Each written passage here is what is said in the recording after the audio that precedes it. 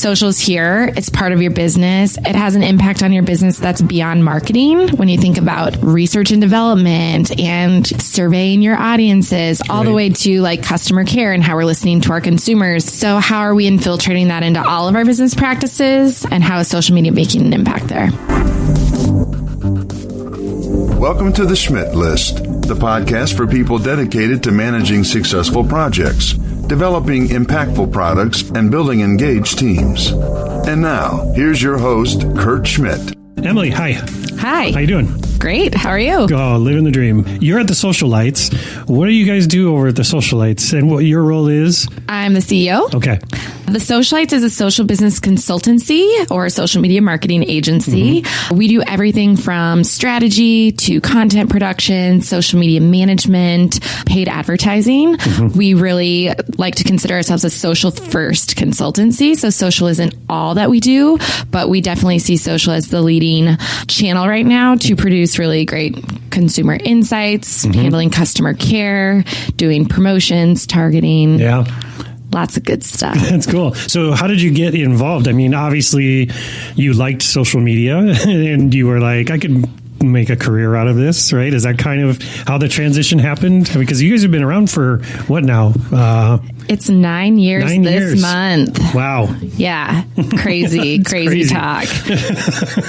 Yeah. So I think we saw an opportunity really early on when companies started using the social channels and the social networks to try to communicate with their consumers. Mm-hmm. Obviously, social media started out being a friend and family network where people were connecting with each other. And you saw companies like Coca-Cola early on becoming your friend on Facebook when it wasn't made for businesses yet. And there was an opportunity to use these channels to connect with the consumer and actually open up a two-way dialogue. Mm-hmm. So at the time, being a senior in college, being a consumer first of social media. So, they called us digital natives. We had grown up in a generation using social, at least in high school and college, that this is how we were connecting with each other. Right. This is how we were referring people to the products and services that we were using. This is how we were asking questions, leaving reviews. And of course, early adopters and companies saw this as a great opportunity for them to join the conversation, whether that was to promote a product or service that they had, or also to handle a poor experience and to respond and listen to their consumers about what was working or not working with their businesses. Yeah, so much has happened in the last 9 years, especially around what you're talking about, just regardless of the marketing side, but the customer service side of things, right? Because you constantly see like news stories. I mean, you used to see more news stories around like how somebody screwed something up like at Delta and or Comcast had the worst record forever when it came to customer service. And then they launched this Twitter handle that started fixing things. And so, early on, I mean, what was the biggest for people that weren't interested in it, right? So here you are, you're a young company and you're going out and pitching your services. What was some of the reactions people were having to what am I going to do with this platform? Why should I be in social media? I've got billboards. Why should I be doing this? What were the things what was the barrier entry for those folks? Right. Well, social media, I mean, they say it democratized the microphone, right? Yeah. It gave people a voice now to be heard. So I think there's two sides of it. To the consumer, they saw companies that were jumping on and doing social media the right way as very new and novel and innovative. And they wanted to start a dialogue with those companies who were listening to them and responding accordingly. To companies, I think early on, it seemed like a fad and that everybody's jumping on the bandwagon. This is just, it's not going to last. Yeah, I'll just wait for it to blow over and... Exactly. And I think some of those companies got left behind a little bit, and you see, brands that were nothing, that went to market using social media as a way to acquire new customers, build brand awareness, create, more direct conversion funnels with the consumers that really won early on. And then a lot of now, followers going into the market, and just the nature of the channels has changed too. The networks weren't built for businesses first, but now they obviously see it as a very lucrative advertising, revenue stream. So, but it could be double-sided though, right? It can, you see a lot of things where there's backlash for people posting weird stuff out there, and right. So it can kind of expose you in a way too, right? If you don't really have a plan, right? Right. And I think that's key, right? Is regardless of how you feel about social media, it's there, and consumers are going to use this channel regardless if you decide that you want to have a plan or not. So we want to be on the positive side of that. We want to be proactive. We want to help companies and brands look at how they do and don't want to use social media, which channels they want to be on, which audiences that they want to target, and how they want to communicate with them. So not on every channel. They shouldn't just be on every channel because they're all out there, right? Correct. Yeah. When early on, actually, the word Omni-Channel Marketing was very much... I still hear that. I think they rebranded it to something else now, but it's just, Omni-Channel. And basically what that was telling marketers and brand managers is that you need to be present everywhere. Every single channel needed to be open up for your business. But without a really smart plan, or without asking the question why and how are you going to manage it, I think a lot of companies maybe opened up too many channels and didn't have a reason for being on social, which then didn't help them make the business case for it. There was no reason for them to be there outside of just turning it on. And again, they all thought, well, it's free, so we'll just turn it on. And that's not really how it works. Especially the harder the platform is to produce. That's why I see on YouTube so much is like brands that have posted a video 5 years ago, and because they started down that road and then they were like, oh, yeah, Instagram's probably better for us or something, right? Right. And millennials and generation, Gen Z, even more so, they've got the bullshit meter. So it's more damaging to a company if they have channels opened and they're not maintaining them, or they don't have a team behind it, putting purpose to the content that they're creating, that it's going to turn away more people than it is actually going to attract them. So I think, being really purposeful and planful about how you're using the channels can actually make or break that customer experience. Okay, so that's a good segue into, let's talk about professional versus personal brand. And I'm sure you interact with this some. Now, I'm guessing Socialites works mostly with organizations, not necessarily with an individual, but I can see like how those two things can blend together really quickly, right? So you get like a person who's like the face of the company, and then you want to put them out on social media more, right? Versus these types of different, products and services.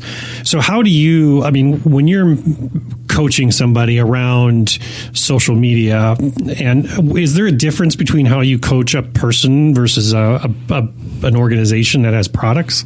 Absolutely. And I will say, we do most of our work in the enterprise and with organizations that have, pretty sophisticated marketing departments. Maybe they don't have social set up 100% yet, but we help them figure out how to operationalize that. Okay. Absolutely. At those types of companies, you have high profile individuals such as, CEOs, your chief sustainability officer, whatever doctors, it may be.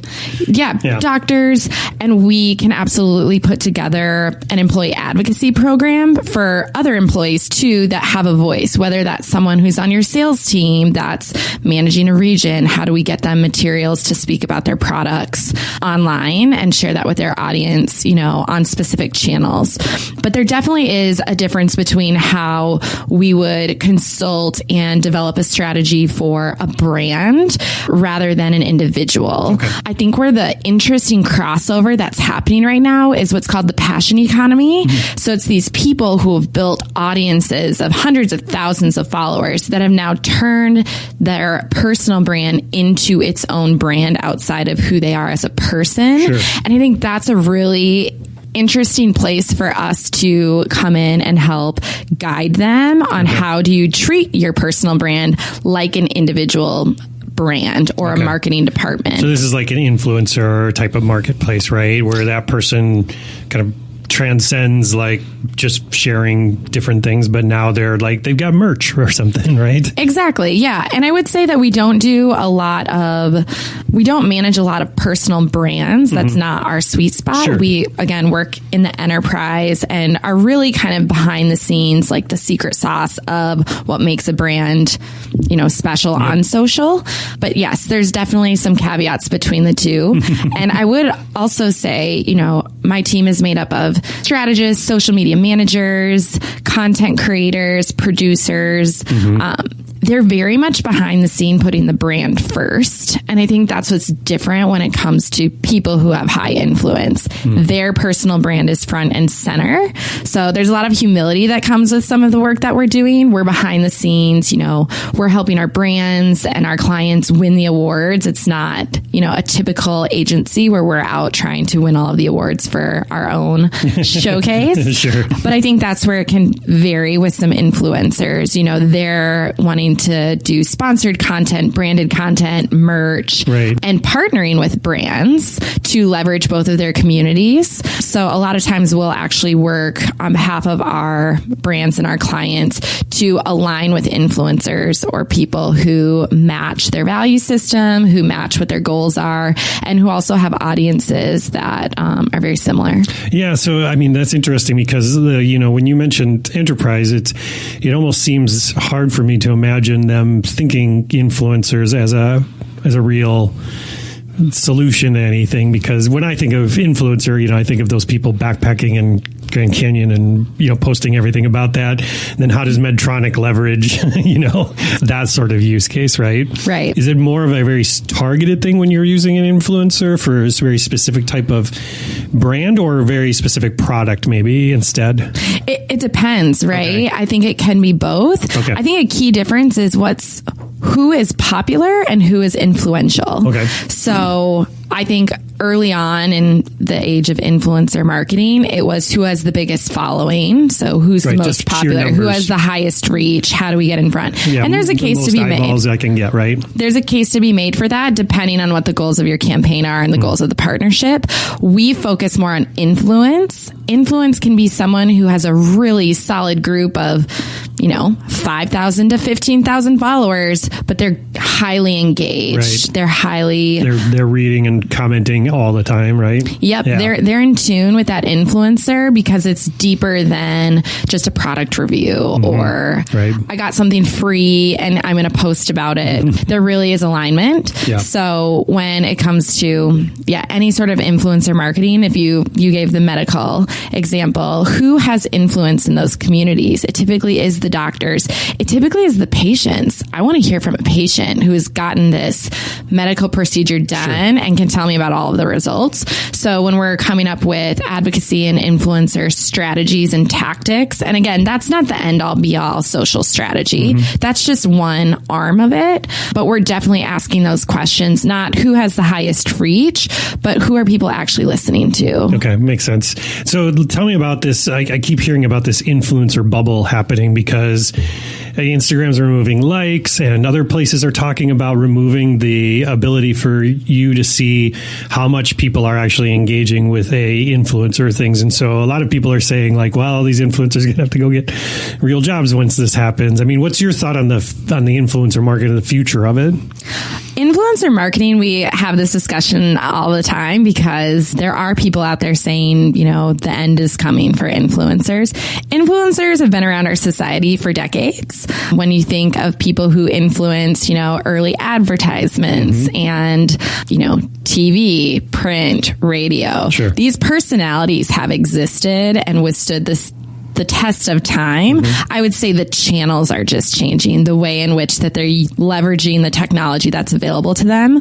Like I said, influencer, I think, is now shifting into this whole idea of the passion economy. Okay. So an influencer is someone doing something they're very passionate about. It's a travel blogger. It's a beauty influencer. They're curating products and services and brands that build their lifestyle and that build their own personal brand. I think what we're going to start to see them shift to is now, how do we monetize this community? We've built this community on these tech platforms like Instagram, like Facebook. And sure, the platforms dictate, we're going to show your likes, we're not going to show your likes. Right. On the back end, whether you're a brand or an influencer, you still get the metrics.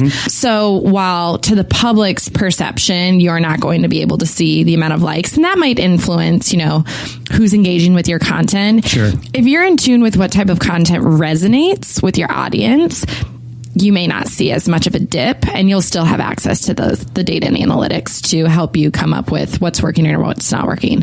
But I think the shift to how are these influencers now going to start to take ownership of that community and find ways to leverage that from a financial benefit standpoint, I think is definitely where I see this passion economy growing into. And there's indicators that there are new technologies coming that are going to enable the types of partnerships and sponsored content and branded content that's going to help them do so in a way that's more effective than them piecing together 100 different technologies on their own. It's so expansive, because one of the questions I was going to have to ask is, it's easy to talk about Facebook, Instagram, even TikTok, right? But what about these corner communities too? And I guess they're not corners, but like Reddit and all these other places where people hang out. Is that part of a social strategy for what you're putting together? Do you pull in like forums and all these different things too as part of the, I guess, community management portion of what you're working with? Or is it just we try to focus on these major channels?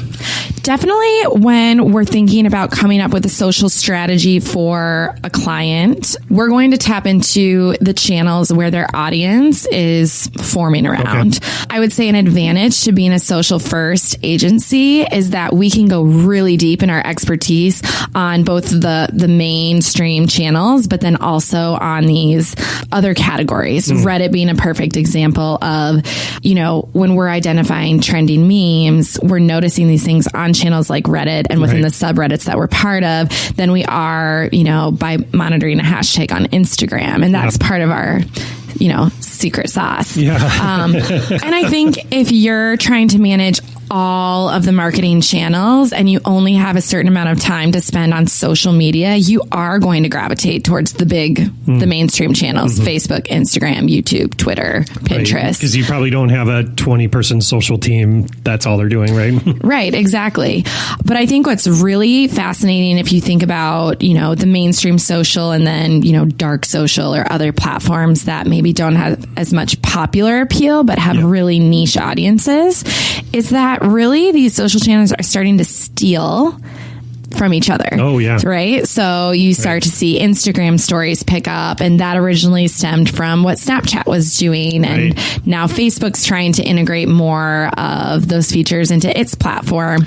With the resurgence of kind of video content, you think of what Vine had that made it so special. You're still seeing some of the best content rise based on what that platform was. And now, TikTok is really changing the game in terms of taking, it really is one of the most innovative creatively platforms that's allowing people to take video and edit it and add music and create contests. Commenting and likes and building whole channels. And I find TikTok fascinating too. I joke about it on the show, but people always are like, why are an old guy like you on TikTok? And I was like, well, because I want to see what Instagram's going to look like in a year.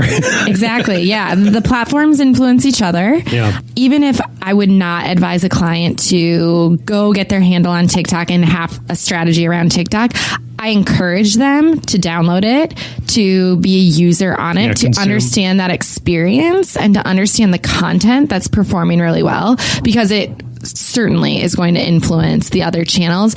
And then what that does is it changes consumer expectations. Now, because I'm using TikTok as a consumer, as a person, when I'm engaging with a brand, I know if they're in tune with the cultural zeitgeist because of the type of content that they're creating on the other channels that I do follow them on. Makes sense. Let's talk about personal kind of branding and career? Because, the whole idea of personal brand always gets kind of a bad rap, right? But I've heard people like Gary Vee say, like, well, it's just your reputation. It's like, like, don't you care about your reputation? So if somebody's listening to this, maybe they're looking to grow in their career, they're trying to get more attention for maybe the work that they're doing internally, or maybe trying to attract maybe that next job or that next company, or, what's some advice socially would you give somebody, a professional person that was looking to kind of grow maybe their influence a little bit in the world, right? Where would you suggest they start and how to work through that? My first piece of advice for anyone there is you got to do what you feel comfortable with.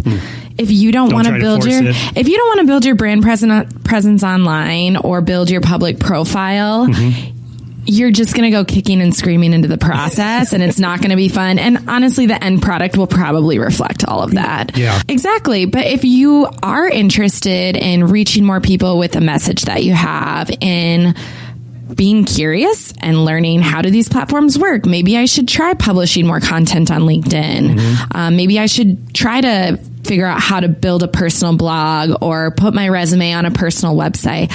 I 100% support that. I think what gets us most excited when we're interviewing the future, and talking to not just students, but creators. What stands out to me isn't how pretty your pictures are online. It's really, did you roll up your sleeves and try something new? Did you say, hey, I wanted to test out this Instagram channel, so I created my own account. I started publishing content. Here are the insights that I learned. To me, it's more important what you're trying to get out of it and being true to who you are than it is having a perfect online brand presence just because someone told you need to have that. I do think there is something to having a personal brand online. I personally try to minimize my profile. Even though you're the CEO of a social marketing company. I know, it's a little counterintuitive, contradicts popular opinion, but it's just a personal preference. Yeah. It's not that I don't care about it. Yeah, sure. I absolutely know that it's important, and I just want to do it my way. So that's what I would encourage someone to do it. Hey, you want to dive in online? There's tons of resources out there to teach you how to do it. Yeah. Take a class on it, masterclass, YouTube. There's tons of free trainings through, Facebook and Instagram and Twitter and Pinterest for you to learn, but you do you. Yeah. Well, no, I like that you said that, because if you're attracted to the process and not the end result, or the whatever you're dreaming the end result would be, I think that's really good advice. I think if you fall in love with the process, that can ultimately make you successful, right? I think that's really good advice. Okay, so what if I'm interested in getting into social media as a career? Emily, would you tell them to run away now before? What if I'm somebody who's looking maybe either career switch or I'm younger and I'm trying to figure out what I want to do, and what should I be looking for? Like, what should I just build up a huge Instagram following and then the socialites will hire me? Is like, how does that? How do I break into social media as a professional? What's a great strategy for that? Well, I just mentioned it a little bit earlier, but test and learn things on your own. Like, anybody can build a website. Anybody can start a blog. Anyone can create an online presence. I would say we really gravitate towards creators. So I'm a photographer. I'm a graphic designer. I built my own website in my free time. Hey, I was tinkering with building a Facebook Messenger app because I thought it would be cool. For us, it's the people who are willing to tinker and are going to constantly be curious about the space growing and evolving. That is a good sign that they're a good fit to be, pursuing a career in social media marketing. They can't be attached to what the technology is today, what the creative looks like today, because it's ever changing. They have to be excited about the future, excited about being in an industry that's constantly growing and evolving. My business is completely different today than it was 9 years ago. It has to be. That's why I love getting up and doing it every day. It's going to change and it's going to be different, and we get to be at the forefront of that. So if that gets you excited, if that's an industry that you're looking to do, whether you're switching careers, whether you're just getting started, I would say pick something you really like, whether it's writing, whether it's the creative process, getting a DSLR and going out and shooting some photos and uploading it to a blog. do it. Yeah. Do something that you can walk into an interview and say, look at this passion project that I'm really proud of. And here's what I learned. Here's what I failed at. Here's what I had no idea. We were talking about your podcasting. Mm-hmm. Yeah. Hey, I didn't know what I was doing when I started this, but here's everything that I've learned. Mm-hmm. And I just did it, So I think the act of doing and just being creative and curious is really important. Yeah. And that's, again, like as a fellow business owner to you, like, I can imagine like for the last 9 years, I mean, it's not like there's a 4-year degree for social media strategy. So you can just get a resume and you're like, yeah, it looks like they did enough internships. I can hire them. Like your hiring and interviewing process must be very unique compared to other places, right? Because again, it's not something that's just this standardization that's out there. Right. And I think what's really fun and what's our team's really excited as we were thinking about 2020 and the future of social and what's next for the socialites is, could we create that industry standard? Could it be us? We've been doing this for 9 years. We have established, some protocols and processes and like our way of doing things that is working for our clients. And it's made it really fun and streamlined and exciting and profitable, like for the company. So how do you build that? How do you be the industry leader and define the standards and help other people who are on that journey really reach higher?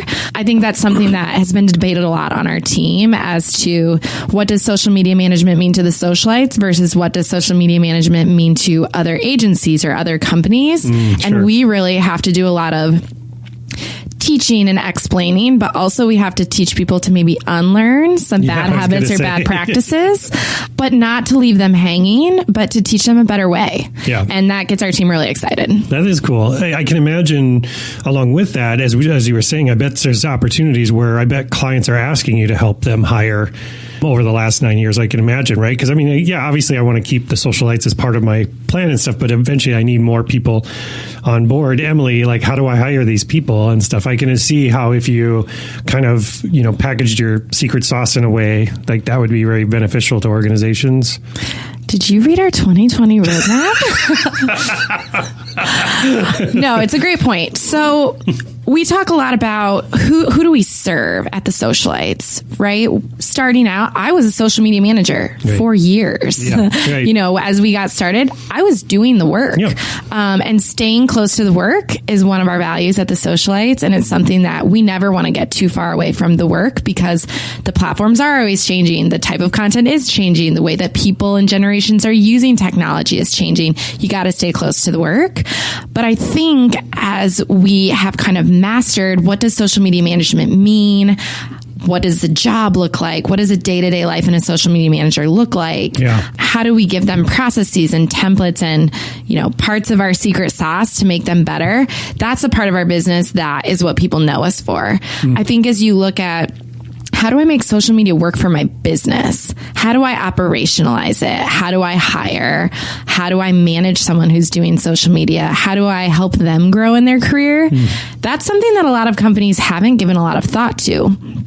So the risk is our social media managers, who are, in my opinion, the closest to the consumer that you can get without being face to face with your consumer, you're going to burn them out. Yeah. They're going to leave. They're going to take all of this knowledge about your business and your consumer with them. So how do we be your partner in helping retain, grow them, help them establish themselves as a professional in this new and emerging piece of marketing? Sure. So it's really exciting as we think about how to serve our clients in a new way, as they're kind of that idea of social media being a fad and kind of here today, gone tomorrow. Social's here. It's part of your business. It has an impact on your business that's beyond marketing. When you think about research and development and, surveying your audiences all the way to like customer care and how we're listening to our consumers and reputation management. Exactly. So how are we infiltrating that into all of our business practices, and how is social media making an impact there? Yeah. Cause I mean, again, it's a rabbit hole, right? Because as you get further and further into it, there's so many different opportunities that present themselves. I mean, I was talking with a marketing person just a few weeks ago that works at a company where a lot of the work they do is just in in mitigating issues that happen on social media, like helping companies come up with plans to respond if their account gets hacked, or, you know, I always just found it fascinating. Like it's like security, but for social media or something. You know? Yeah. So when social came about for big brands, it was this new way for very unhappy trolls, you know, customers to have a new way to voice their opinion. Yeah. And I think every, you know, CEO for a while was going to bed at night saying, like, am I going to wake up tomorrow? Am I going to have a PR crisis on my hands? How are we going to manage it? Right. So social care and social listening has always been at the center of social media. I just don't think people have really realized that on behalf of a business or a brand, that is a primary role and function of social, is how are we listening? How are we responding? Are we prepared? Right. Are we like hearing what's actually happening in the lives of our consumers? Companies seem to fall down is in that response. Yeah, which you can plan for that. It doesn't have to be reactive. You can respond, but you can be proactive in walking through all of the different ways and questions that people are going to have about your product or service or a change that you're making. Yeah. You can anticipate the feedback and you can come up with a response. And your social team doesn't have to be, you know, they need to have a seat at the table with your crisis communications team, with your corporate comms team. But they're really, how do I triage this and escalate it up to the right people? Right. What's our response going to be? And now how do we manage and get back in touch with those, you know, concerned consumers? Yep. And there's, you know, when you're sophisticated, there's technology that allows you to do that at scale. Sure. That can also provide you with, you know, key reporting for you to look on an aggregate level then what impact is this having on my business? Right. That's and exciting. Yeah, I think that's where it gets really cool. And I'm kind of a nerd on that. Well, that's what you said, you know, the operational side of it. Because again, because it's social media, you just see the front, the beautiful photos and things and all this stuff. But behind the scenes, like you had mentioned, there's a lot of moving parts that take a lot of attention. Yeah, I don't think, you know, as a consumer, sometimes you don't think about the volume of content that is being generated. And so for a brand to be ready to receive, you know, hundreds of thousands of comments or requests or, you know, everything, even ideas could get lost in there. And those are golden nuggets. So having a team that can help you put a process together, have technology enabled that lets you tag things and label them and kind of get them into the hands of the right team so that they can then decide what to do is really valuable. Yeah. All right. Well, let's wrap up with one more question. I just want to get your take on the future. So, you know, if you could pull out your crystal ball for a second, like, what's getting you excited about this year and next year in social media? Like either as a, you know, a consumer or as a company that's listening to this, like what things are getting Emily excited for the social media in the future here?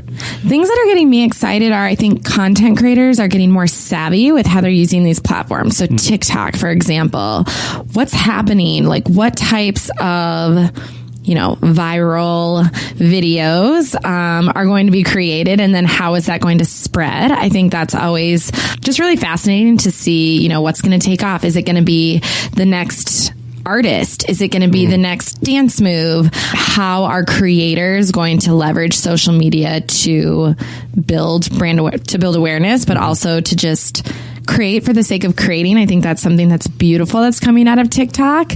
It's a very positive channel.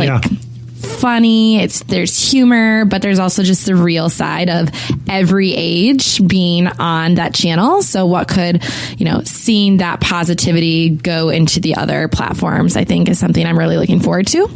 That said, there's also, you know, hey, 2020 is an election year. We're already seeing, you know, especially coming out of CES and all of the conversations with, you know, Facebook not pulling their political advertising. Right, yeah. I think, you know, we believe at The Socialite that 2020 is the year brands supporting brands. So seeing brands come together to lift each other up and support each other on social versus using it as a tool to, you know, destroy each other. I think that there are ways that brands can like poke fun and have like, spirited conversations, a little bit of rivalry. There's people powering these brands online, and those people share the same profession. So there is like a very much a level of respect among each other and kind of like a code of conduct. Sure. So I think brands supporting brands, the power of the creator.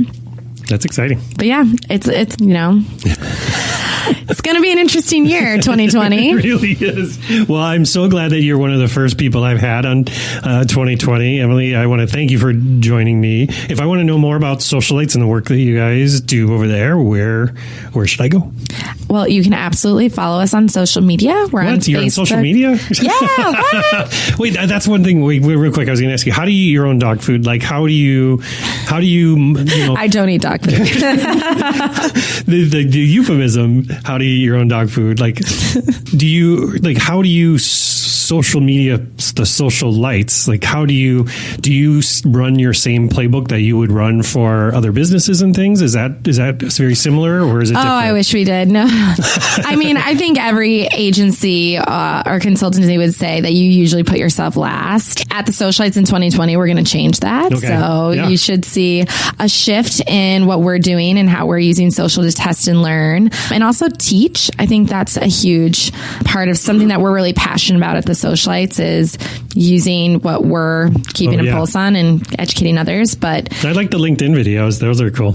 Yeah, helpful with the two folks talking about social strategy. Yeah, our Instagram TV, we did a quarterly trend report. You'll see more of that coming down the road. Like, but yeah, I would say, the reason to follow us on social is everything from industry trends, hacks, how are we using social, what are we seeing, work or not work. So kind of best brands and case studies, maybe some blunders too. You can't help but pick apart, what didn't work. Sure. So I think those are things that we're really excited to talk about and engage in conversations around next year. That's cool. So you can find us Facebook, Twitter, and Instagram and LinkedIn. Yep. Or you can always go to our website, www.thesocialites.com. And The Socialites is LIGHTS. Right. Cool. Well, thanks again, Emily. I really appreciate it. You sharing your experience and knowledge, and congratulations on all your success. Thanks, Kurt. It's fun to be here. Thank you for listening to The Schmidt List. If you want to learn more about how Foundry accelerates innovation, check out foundrymakes.com.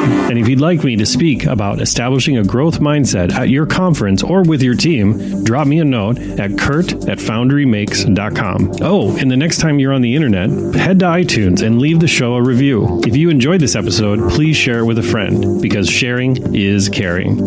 I truly appreciate you taking the time to listen to the show, and I hope you have a fantastic week.